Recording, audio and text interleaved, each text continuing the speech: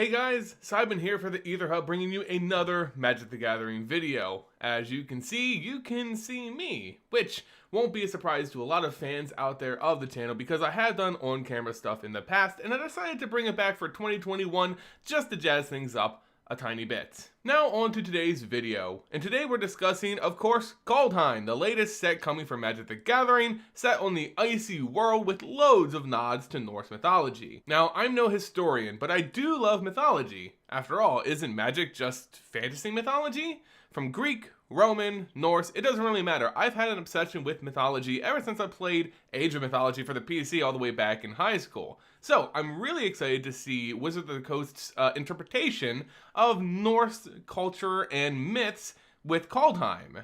With spoilers coming for Kaldheim, we're getting a clear picture of what Wizards of the Coast plans to do with this Nordic or Norse inspiration to these myths. And a lot of those homages are being seen in the tribes that we're going to be able to play in Kaldheim. So join me today as we discuss the various tribes and races found on Kaldheim and their real-world Norse mythological inspirations.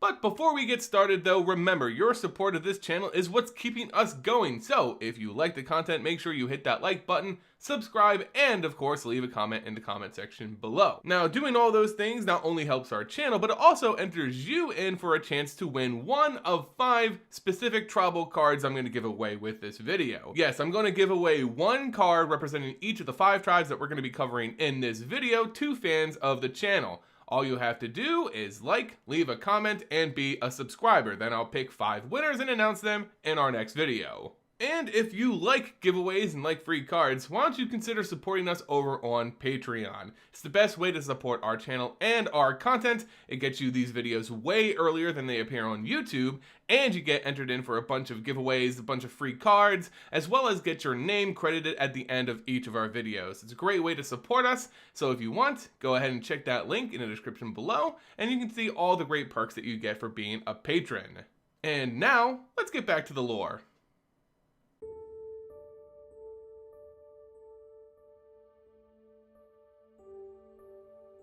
The first tribe we'll look at in Kaldheim are Angels. Now, Angels aren't something new in Magic the Gathering. Almost every plane has some sort of version of these typically holy creatures, all of which share a pretty similar design. They're angelic and iconic. As a tribe, they've seen everything from holy defenders of justice to dark, twisted abominations. But how are they designed on the world of Kaldheim? Thankfully, Magic has found a delightfully Nordic spin on this classic creature type, treating angels as valkyrie. Valkyrie are an essential part of ancient Norse mythology. They're battle maidens, angels of war, bearers of the brave fallen who died in glorious warfare. They're maidens to the god Odin, who's like the Zeus of Norse mythology. Odin rules the halls of Valhalla, the resting place for those deemed worthy. You become worthy by fighting bravely in combat, and those chosen are ferried from their mortal lives to Valhalla by the Valkyrie. These are very powerful beings in Norse mythology, not only being carriers of the dead, but also fighting themselves in grand battles. So yeah, it's a really badass interpretation of angels. And for the record guys, I'm not a scholar on ancient Norse mythology. I love the topic, but if I do get something wrong, I want you guys to let me know in the comments. I really love to learn more about this stuff, but I'm just covering what I know and comparing it to how Magic is choosing to represent them in Kaldheim. As a tribe, the Angels, or Valkyrie, look to showcase some of their more muscly aspects. Take a look at Youthful Valkyrie, for example, a 1/3 angel with flying for 1 generic and 1 white mana. Whenever another angel enters the battlefield under your control, put a 1/1 counter on Youthful Valkyrie. First off, this is a pretty powerful stat line for the cost, with the chance to become a bigger threat over the course of the game. It's a great card design, but it also shows how Kaldheim's angels are more about combat than those of this creature type found on other planes. Its flavor text also discusses a place called Starnheim, apparently where Valkyrie can be admitted after training, which must be Kaldheim's version of Valhalla. In fact, this is confirmed in another card's flavor text, Starnheim Aspirant, which really wears its inspirations on its sleeve. Fighting for endless feasts with Valkyrie and heroes? Sounds like Valhalla to me.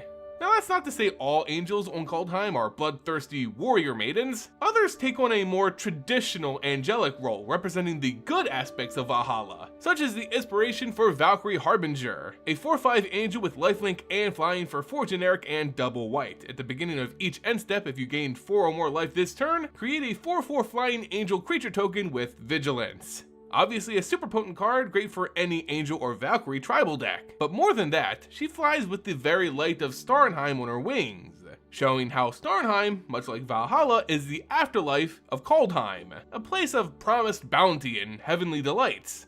However, we come full circle with our Angels of Kaldheim with Cleaving Reaper, showing us the destructive force of Valkyrie on Kaldheim. This one for sure pursues her pleasures on the battlefield, as a 5/3 Angel Berserker with flying and trample for 3 generic and double black. Pay 3 life, and you can return Cleaving Reaper from your graveyard to your hand, but this can only be activated if you had a Berserker or an Angel enter the battlefield under your control this turn. From the art, flavor, text, and design of this card, this Valkyrie loves bloody combat. She's a Berserker of war who is bolstered by allies in the thick of battle. Valkyrie and Kaldheim cover white and black mana as a tribe, meaning they represent both creation and destruction, the valorous and bloody consequences of war and battle. Also, just take a look at Rampage of the Valkyries. This enchantment is beautiful with this artwork. If you want to know what a pissed off war angel looks like, this card is a perfect example. It also happens to be a perfect countermeasure to those trying to pick off your expensive angels in your tribal deck. It's an enchantment for 3 generic, 1 white, and 1 black mana. When it comes into play, you create a 4/4 white angel creature token with flying and vigilance. Whenever an angel you control dies, each other player sacrifices a creature as well. This should be amazing in standard Valkyries, and I mean angels, as well as an overall nuisance in bigger commander games. Now let's take a look at what some at first glance may think is a creature type not really fitting with a Norse-inspired plane. Shapeshifters. Why do shapeshifters appear on Kaldheim? I'm not sure if shapeshifters are going to be a super common creature type in Kaldheim, but seeing as they can be any other creature type, and Kaldheim looks to have a very heavy tribal tone to it, so yeah, they won't actually be a tribe in and of themselves, but they'll be added to the well-established tribes.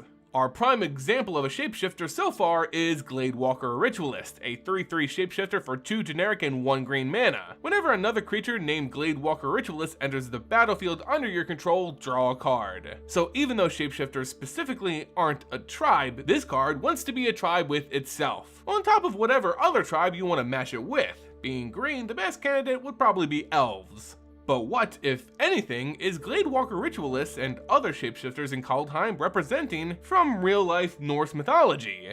While Norse mythology isn't particularly known for shapeshifters in their stories, there are characters such as the god Odin, the Allfather, who regularly shapeshifts into animals, most famously being a raven. The god and Marvel superhero Loki the Trickster also can shapeshift into other forms, animals and even people, all in the pursuit of playing pranks, of course. But there's an even lesser known aspect of shapeshifting that occurs in Norse mythology, the idea of mortal people taking on the aspects of animals. Now this comes from various tales of berserkers who don the pelts of epic beasts and charge into battle with the ferocity of a wolf or a bear. In the heat of combat, there are stories of opponents fearing that these warriors had in fact become the very beasts they were wearing. This idea of taking on the shape of an animal is known in Norse mythology as Hamrarm, and given the more humanoid shape of Gladewalker Ritualist and its hints to shamanism, another common concept in Norse mythology, I believe shapeshifters in Kaldheim are really pulling influence from these Hamram. And yes, I know, I probably butchered that term, and I apologize because I just do not speak ancient Nordic tongue. You can see this is a running theme with shapeshifters on Kaldheim, the idea of this lone outcast shaman taking on other forms, as we get a very similar vibe from Realm-Walker, a 2/3 shapeshifter for 2 generic and 1 green mana. As it enters the battlefield, choose a creature type. You may look at the top card of your library at any time. You may cast creature spells of the chosen type from the top of your library. Again, a super powerful addition to any tribal deck, but look at this art. Another humanoid shape, cloaked, holding a staff, wandering the woods, walking between realms. It sounds a lot like a shaman, one ripped straight from the pages of Norse mythology.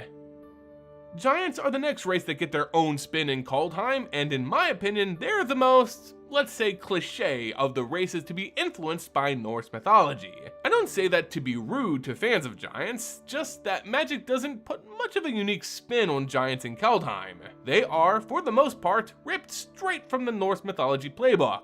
In Norse mythology, giants are a race known as Jotun, who live in a realm all their own, but are often seen as an opposing faction to those of the Vanir or Aesir, the traditional gods we think of in Norse mythology: Odin, Loki, Thor, etc. Giants in Norse mythology take on an elemental aspect to them, often being classified in different subtypes like an ice giant, a fire giant, or a storm giant. This is a really well fleshed out concept in Dungeons & Dragons, for example. And for the most part, this theme is carried on in Kaldheim. We have a fire giant in Surtland Flinger, a 4/6 giant berserker for 3 generic and double red. Whenever this creature attacks, you may sacrifice another creature. When you do, Surtland Flinger deals damage equal to the sacrificed creature's power to any target. If the sacrificed creature was a giant, Surtland Flinger deals twice that much damage instead. Obviously a card that really supports a giant tribal, but isn't necessarily bound to it. We also get more Fire Giant love with Fire Giant's Fury, a sorcery for 1 generic and 1 red mana. Target giant you control gets +2/+2 and gains trample until end of turn. Whenever it deals combat damage to a player this turn, exile that many cards from the top of your library. Until end of your next turn, you may play those cards. A nice little way to eke out some damage and card advantage at a relatively low cost. You just need a creature to play it on. Just like the real-world mythology that inspired them, giants in Kaldheim seem to come from another realm. As we saw in the previous card, Surtland Flinger, we have another giant named Surtland Elementalist. They're both coming from the realm Surtland. Giants in Norse mythology hail from Niflheim, a realm removed from that of humans. Something you'd be familiar with if you play God of War or Assassin's Creed Valhalla. It appears giants on Kaldheim come from a realm known as Surtland. Whether it's removed from the normal lands of Kaldheim or just a different region, it's not entirely clear, but it is a clear callback to the Norse myths that inspired this plane. Next, we have a staple in Magic the Gathering and fantasy in general, that some may not even realize has a tie to Norse mythology: Elves. Yes, Elves are making a return in Kaldheim, and it appears their tribe will be aligned with Golgari colors, so green and black. And from the looks of Canopy Tactician, a 3/3 elf warrior for 3 generic and 1 green mana that taps for 3 forests and also gives other elves +1/+1, the Elves in Kaldheim are going to be a very supported tribe. Elves in Norse mythology are known as Alfir, and are seen as demigods to the ancient Nordic people. They rub elbows with the gods, but live amongst the mortals in various realms. Their appearance is said to be otherworldly, godly even, more beautiful than anything of man or nature. They have the power to grant great mending spells to humans, but are just as far removed from humanity to also play tricks and inflict terrible illnesses on them as well. Still, these demigods are worshipped in Norse mythology all the same.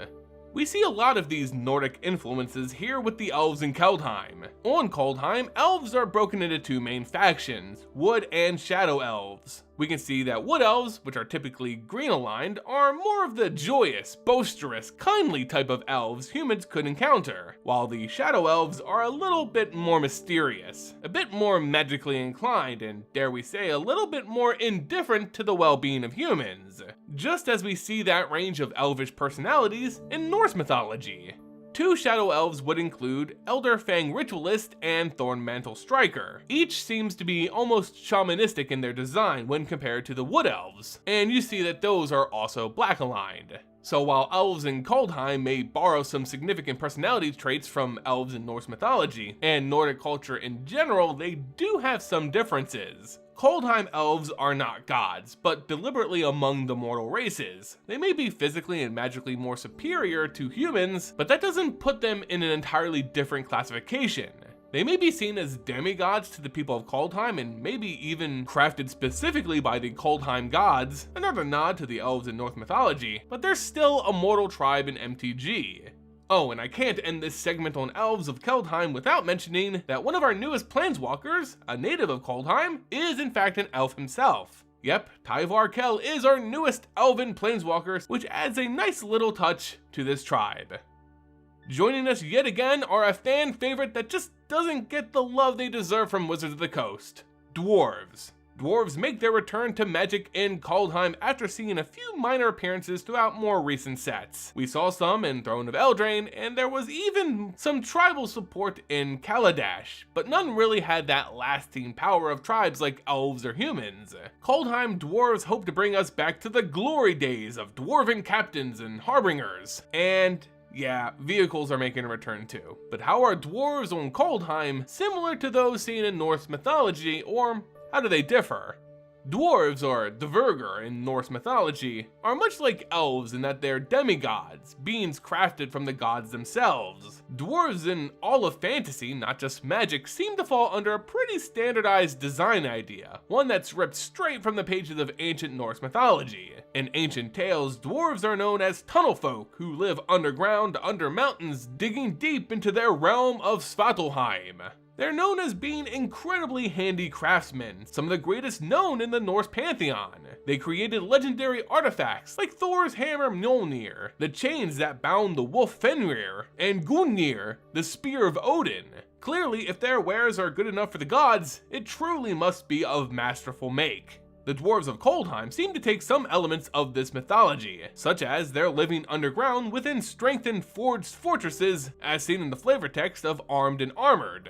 The dwarves of Axgard seldom have reason to leave their impregnable underground kingdom, but when they do, they go in force. This card also speaks to their skill in crafting weapons and machines of war. Another card that pulls from Norse mythology would be Bearded Axe, an oddly named equipment that's an axe with no beard. I feel gypped. It costs 2 generic and 1 red and gives a creature +1/+1 for each dwarf equipment and or vehicle you control, and has an equip cost of 2 generic. The flavor text reads that every dwarven artisan spends their first 100 years of life forging a single weapon and infusing it with runic magic. Of course, this is a callback to their inspiration in Norse mythology, as the dwarves in Nordic tales created powerful weapons like Thor's hammer and infused it with runes as well. One aspect of Kaldheim dwarves that differs from those in Norse mythology would be their skill in crafting machinery. In Norse mythology, dwarves are certainly skilled craftsmen, miners, and gem crafters, but machinery just isn't really explored. This is more of a high fantasy and Magic the Gathering quality given to dwarves. We saw this a lot with the inventor style of dwarves on Kaladesh, and here on Kaldheim, that quality makes a return.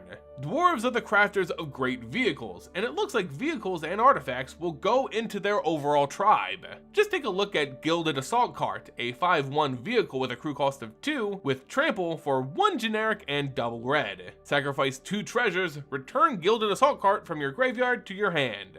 Treasures too make a return in Kaldheim, playing into the idea that dwarves as miners covet precious gems they find as they dig their underground kingdoms. This again will play into Kaldheim's dwarven tribal, as seen on the card, Magda, Brazen Outlaw, a 2/1 legendary dwarf berserker for 1 generic and 1 red mana. It gives all other dwarves +1/+0, and whenever a dwarf you control becomes tapped, create a treasure token. Sacrifice 5 treasure tokens, search your library for an artifact or dragon card, and put that card onto the battlefield, then shuffle your library. This is what the dwarf tribal is all about in Kaldheim, bolstering one another, getting artifacts, and making treasures.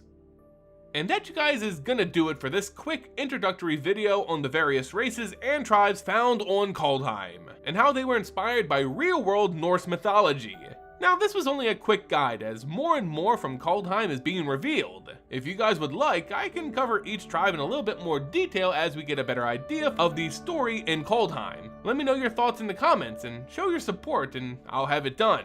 I also know of more expansive races that are coming in Kaldheim that I'm just waiting for a little bit more information on before making a video on them, such as dragons and gods. So just be on the lookout for those as well. Either way, I hope you all enjoyed this little preview on the races of Kaldheim, and if you did, make sure to support the channel by leaving it a like, subscribing, and ticking that notification bell. You can also support our channel over on Patreon. Patrons get these videos early, free signed cards, and their names at the credits at the end of each video. To check that out, find the link in the description below. And until next time, guys, see ya!